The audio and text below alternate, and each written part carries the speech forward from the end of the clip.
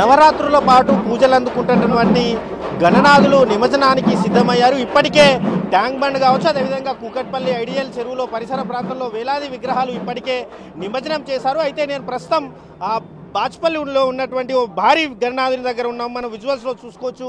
దాదాపు 30 అడుగుల ఎత్తులో ఉన్నటువంటి భారీ గణనాథుడు ఎలాగైతే ఖైరతాబాద్ వినాయకుడు ఏ విధంగా ఉంటాడో అదే రూపాన్ని పోల్చుకుంటూ బాచుపల్లిలో భారీ వినాయకుడిని తయారు చేశారు.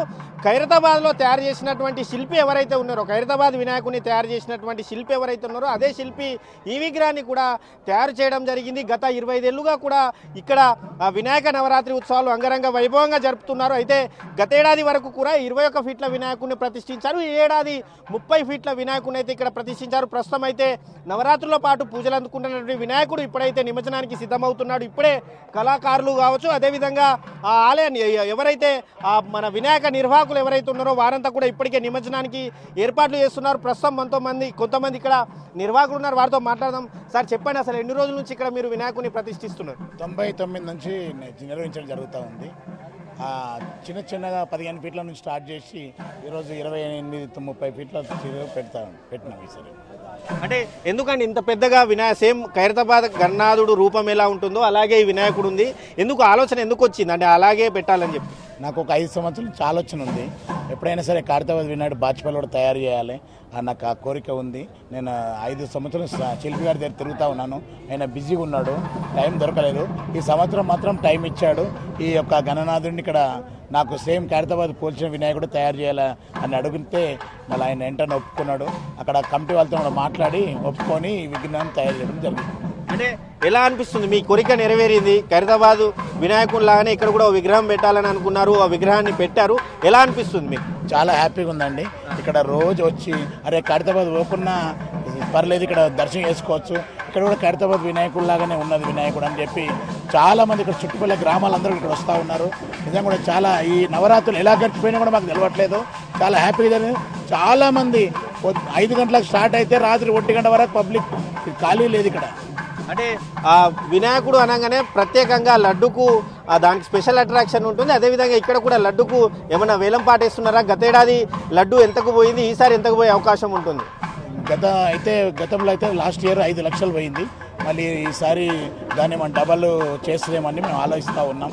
ఎందుకంటే దశముఖ వినాయకుడు మళ్ళీ ఖైరతాబాద్ పోలిన వినాయకుడు కాబట్టి మహిమ ఉంటుంది. కాబట్టి ఇక్కడ స్వయంభూ ఉంది వినాయకుడు, ఆల్రెడీ స్వయంభూ దగ్గర ఇక్కడ తయారు చేయడం జరిగింది. కానీ ఇంకా ఎక్కువ పోతుందేమో అని మా ఆలోచన. ఇక గణనాథుడు ఏం తెచ్చుకుంటారో దాన్ని మాత్రం ఆలోచిస్తాం. ఇది ఇక్కడ వినాయకుని ఖైరతాబాద్ వినాయకుడి తయారు చేసినటువంటి శిల్పి ఎవరైతే ఉన్నారో రాజన్, ఆయన కూడా మన దగ్గరే ఉన్నారు. ఈ వినాయకుడికి కూడా ఆయనే తయారు చేశారు, ఆయనతో మాట్లాడదాం. సార్, ఎన్ని రోజులు పట్టింది సార్ మీకు ఈ విగ్రహం తయారు చేయడానికి? ఎన్ని రోజులు పట్టింది? దాదాపు 45 రోజులు పట్టిందండి. ఈ పాండే అన్నగారు, ఈ కమిటీ చైర్మన్ గారు దాదాపు 5 సంవత్సరాలు నా ఎమ్మట పడుతున్నారు. ఎలాగైనా మా దగ్గర కూడా ఒక వినాయకుని చేయండి, అది కూడా ఖైరతాబాద్ రూపంలోనే కావాలని చెప్పడం జరిగింది. ఆ విధంగా 5 సంవత్సరాలు ట్రై చేసిన, ఈ సంవత్సరం ఎలాగైనా చేయాలని పట్టుబడ్డాడు. అంటే రోజుకు ఒక 10 ఫోన్లు కొట్టేవారు, నన్ను అక్కడ పనిచేసేవారు కాదు. నా వినాయకుని ఎలాగైనా చేయాల్సిందని పట్టుబట్టారు. దానివల్ల నా ఆర్టిస్ట్ కూడా దీన్ని స్పెషల్గా అరేంజ్ చేసుకొని నేనే కేర్ చూసుకుని ఫస్ట్ టైం కాబట్టి వీళ్ళు బాగా చేసుకోవాలని ఈ కమిటీ వాళ్ళందరూ కూడా బాగా సపోర్ట్ చేశారు. రాత్రి పగలు ఉండి ఈ వినాయకుడిని ఎప్పుడులాగానే ఖైరతాబాద్ అలాగే ఇక్కడ కూడా ఒక రోజు ముందే వీళ్ళకి అందజేయడం జరిగింది. అంటే ఇటు ఖైరతాబాద్ వినాయకుడు అనగానే బడా గణేష్ రాష్ట్రంలోనే అతిపెద్ద వినాయకుడుగా కూడా ఖైరతాబాద్ గణేష్ను పిలుస్తారు. ఈ గణేష్ కూడా అదే స్థాయిలో, అంటే అంత పెద్దగా లేకుండా అదే స్థాయిలో ఉంది. అంటే ఈ విగ్రహం కూడా అంటే ఎన్ని ఫీట్లు ఉంది? తెలంగాణలో ఈ విగ్రహం 2వ స్థానంలో ఉంటుందా, 3వ స్థానంలో ఉంటుందా హైట్లో? నాకు తెలిసి ఈ వినాయకుడిని భక్తితో తయారు చేసే వీళ్ళందరూ కూడా భక్తితో ఉంటే, నేను కూడా దీక్ష ఉంది తయారు చేశాను కాబట్టి 100% ఖైరతాబాద్ వినాయకుడికి సెకండ్ వినాయకుడు అవుతుంది. మీరు ఎన్నో వినాయకులు చూసి ఉంటారు, స్పాట్లైట్ చేయడం, ఇంత ఫినిషింగ్ రావడం. 2వ వినాయకుడు బాచిపల్లి వినాయకుడు, అందువల్ల తప్పకుండా సెకండ్ ప్లేస్లో బాచిపల్లి వినాయకుడు ఉంటుంది. ఎంతమంది ఈ విగ్రహ తయారీకి కష్టపడ్డారు? మీ సిబ్బంది ఎంతమంది? దాదాపు 30 మంది అండి. ఎందుకంటే నాకు టైం సరిపోక ఈ 45 రోజులు ఇక్కడే నేను ఖైరతాబాద్లోనే వీటికి కావాల్సిన వెల్డింగ్ వర్క్ అన్ని కంప్లీట్ చేసుకున్నాను. అక్కడి నుంచి ఇక్కడికి వచ్చి సెట్టింగ్ చేయాలి, దానికే 45 డేస్ పట్టింది. అలాగే దాదాపు 30 మంది ఆర్టిస్టులు అన్నకి టైం ఇచ్చాను కాబట్టి కొంతమందిని ఫ్లైట్లు కూడా పిలిపించడం జరిగింది. ఎందుకంటే వినాయక చవితి అంటే వినాయక చవితి రోజు పూజకి వినాయకుడు అందాలి, అనేది ఆ కాన్సెప్ట్. అందువల్ల అదే విధంగా ఒకరోజు ముందు వీళ్ళకి అందజేయడం జరిగింది.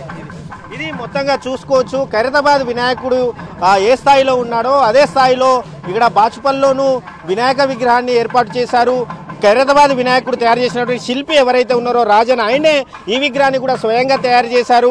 ఇక్కడ ఉన్నటువంటి పాండు అనే ఆలయాన్ని ఎవరైతే నిర్వాహకుడు ఇంట్రెస్ట్తో ఆ విగ్రహాన్ని సేమ్ ఖైరతాబాద్ వినాయకుడిని తయారు చేయాలని చెప్పి గత 5 ఏళ్లుగా కూడా ఆయనే చూస్తున్నారు. కానీ ఆయనకు వీలు కాకపోవడంతో ఈ ఏడాది ఖచ్చితంగా ఖైరతాబాద్ స్థాయిలో వినాయకుడిని పెట్టాలని చెప్పి మాత్రం ఆయన కోరుకోవడంతో శిల్పి కూడా అందుకు ఓకే చెప్పడంతో మాత్రం 45 రోజుల పాటు 30 మంది సిబ్బందితో కలిసి ఈ విగ్రహాన్ని తయారు చేసినట్టు మాత్రం వాళ్ళు చెప్తున్నారు. కాసేపట్లోనే ఈ భారీ గణనాథుడు నిమజ్జనానికి అయితే బయలుదేరుతున్నాడు. ఇక్కడే బాచుపల్లిలో ఉన్నటువంటి చెరువులో కూడా వినాయక విగ్రహాన్ని అయితే వినాయకుడిని అయితే ఇక్కడ నిమజ్జనం చేయడం జరుగుతుంది. అదేవిధంగా గతేడాది ఇక్కడి లడ్డు 5 లక్షల రూపాయలు పలికింది.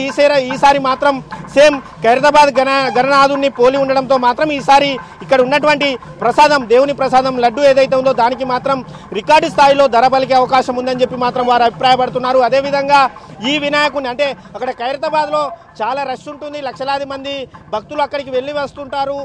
అక్కడ ఇబ్బందిగా ఉన్నవారు, అక్కడ వెళ్ళలేని వారు మాత్రం ఇక్కడికి వచ్చి సేమ్ అదే రూపంలో ఉన్నటువంటి వినాయకుడిని దర్శించుకొని మాత్రం వారంతా ఆనందపడుతున్నారని చెప్పి మాత్రం ఆలయ నిర్వాహకులు చెప్తున్నారు. మొత్తానికి మరి కాసేపట్లోనే మాత్రం బాచుపల్లి వినాయకుడు మాత్రం నిమజ్జనానికి బయలుదేరబోతున్నాడు. కెమెరామ్యాన్ రమేష్తో శ్రీనివాస్, ఎన్టీవీ, బాచుపల్లి నుంచి.